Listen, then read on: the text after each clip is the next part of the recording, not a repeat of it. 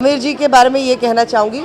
मैं किसी को पर्सनल कोसना नहीं चाहूँगी, एक पर्सनल एक्सपीरियंस जो अपना अपना होता है, क्योंकि आज पर मैं ये जो जिस तरीके से एक सोशल नेटवर्क में एक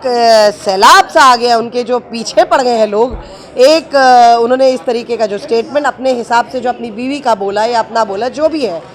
कारण वो बेस्ट जानते हैं, उनका क्या पर्सनल एजेंडा है उसमें तो वो ही जाने, पहला पॉइंट। दूसरा पॉइंट, वो किस रिलेशन में बोल रहे हैं, पूरा पैराग्राफ जो उनका जो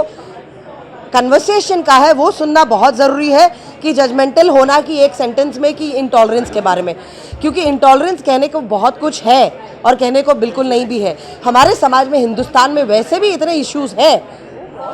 और बहुत सारे ऐसे इश्यूज़ हैं कि कानून की जगह में काम नहीं करता है,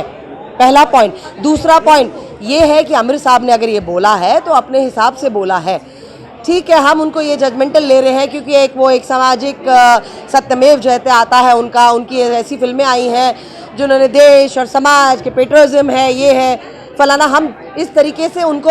आप एक लेबल ना करें। अब एक प्रश्न पूछा है तो मैं वन लाइन स्टेटमेंट नहीं बोलूँगी कि ये गलत बोला या सही बोला। आई एम नोबडी टू जज एनीबॉडी,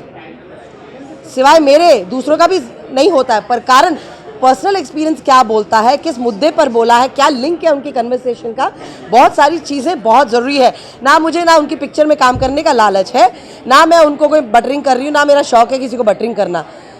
रहा सवाल आमिर साहब का, जो उन्होंने बोला है वो अपने हिसाब से मैं पूरी कन्वर्सेशन में देखना चाहूँगी, सुनना चाहूँगी, उसके बाद जजमेंट